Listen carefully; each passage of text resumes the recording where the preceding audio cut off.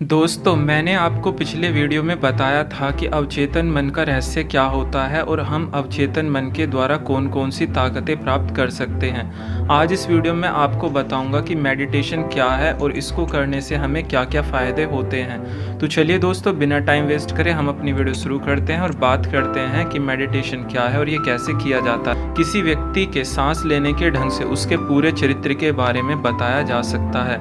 हम सब 3 तरीके से सांस लेते हैं। पहला, छोटी सांस, जो कि हमारी नाक से दिमाग पर जाकर रुक जाती है। अभी आप छोटी सांस लेकर देखें, महसूस करें कि आपकी सांस नाक से सिर्फ दिमाग तक जा रही है। दूसरा, थोड़ी गहरी सांस, जिसमें हम नाक से सांस लेकर सीने में भरते हैं और छोड़ते हैं। नाक से सांस लेने और सीने में भरकर उसे छोड़ें। तीसरा, गहरी सांस। ये सांस आपकी नाक से सीधे आपकी नाभि के नीचे मौजूद एक पॉइंट यानी केंद्र तक पहुंचती है। इस पॉइंट को जापानी भाषा में तानदेन कहा जाता है। साधारण व्यक्ति जो कि चिंता, तनाव, मन या बुद्धि में उलझा रहता है, वो केवल नाक से लेकर अपने दिमाग तक ही सांस को भरता और छोड़ता है। पहलवान तरह के लोग और थोड़े शांत लोग अपने सीने में सांस भरते हैं और छोड़ते हैं, लेकिन एक सिद्ध सन्यासी और मन के शांत व्यक्ति की सांस उसकी नाक से लेकर नाभि तक चलती है। अभी 2 से 3 बार ये महसूस करते हुए सांस लें कि सांस आपकी नाक से होती हुई आपकी नाभि तक जा रही है। आप 2-3 बार गहरी सांस लेते ही शांत होने लगेंगे।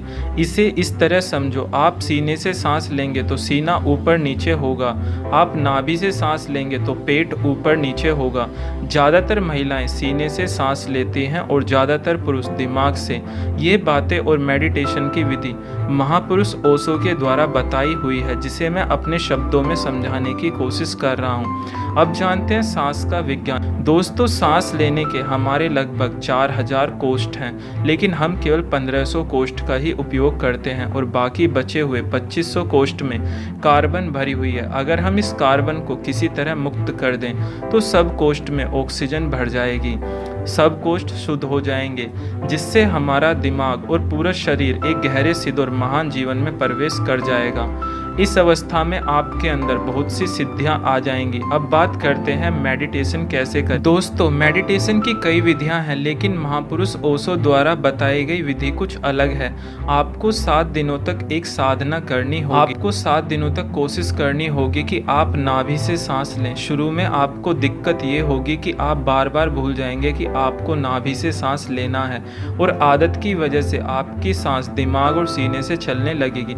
लेकिन इसकी फिक्र छोड़ दें। 24 घंटे में अगर आप 24 बार भी आपको याद आए कि मुझे पेट से सांस लेनी है, तो तुरंत पेट से सांस लेनी शुरू करें। अगर आप एक जगह बैठकर इसे करना चाहते हैं तो सुबह, शाम, रात किसी भी समय आराम से बैठ जाएं और गहरी सांस लें और गहरी सांस को नाभि तक लेकर जाएं, फिर बाहर छोड़ें।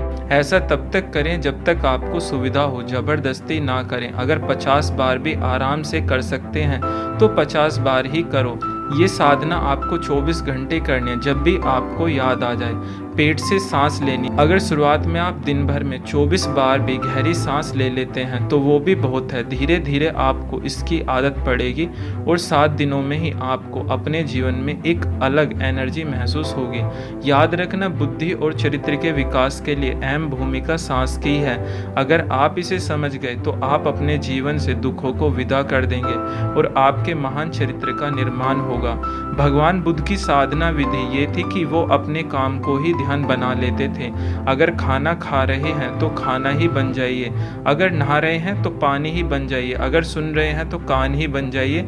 यानी जो भी करो उसमें इतनी गहराई से डूब जाओ कि उसके अतिरिक्त कुछ दिखाई ही ना दे। इस अवस्था में आपका फोकस पूरी तरह उस काम पर लगेगा और आपका किया हुआ काम एक अलग लेवल का होगा। मेडिटेशन की साधना को करते समय एक बात का ध्यान रखना, आप ये महसूस करना कि सांस सबसे पहले मेरी नाक से दिमाग में गई, फिर दिमाग से होते हुए सीने और फिर सीने से नाभि में। आपको अच्छे और आराम से सांस भरनी है और फिर अच्छे तरीके से छोड़नी है। आराम से सांस लेना है और छोड़ना है। जितनी गहरी सांस होगी उतना ही आपको फायदा होगा। तुमने जीवन के सालों बर्बाद किए हैं, अब और मत करो। अब तुम्हें अपने लिए सीरियस एक्शन लेने होंगे। इन 7 दिनों में योग एक्सरसाइज भी कीजिए, इससे आपके शरीर में मौजूद कार्बन बाहर निकलेगा। दोस्तों, हम हमेशा हर काम को ये कहकर टाल देते हैं कि हम कल करेंगे, और आज वही कल है जिसका तुम बीते कल में इंतजार कर रहे थे। कुछ बदला तुम्हारे जीवन में? कोई वादा, कोई मकसद पूरा किया तुमने? शायद नहीं। बस इसी कल के भरोसे करोड़ों लोग बर्बाद हो जाते हैं। कल के भरोसे अब और मत बैठो, उठो और अपनी तकदीर खुद लिखो। तो दोस्तों, वीडियो आपको कैसा लगा हमें कमेंट सेक्शन में ज़रूर बताएं, और ऐसी और भी वीडियो देखने के लिए हमारे चैनल को सब्सक्राइब करना ना भूलें।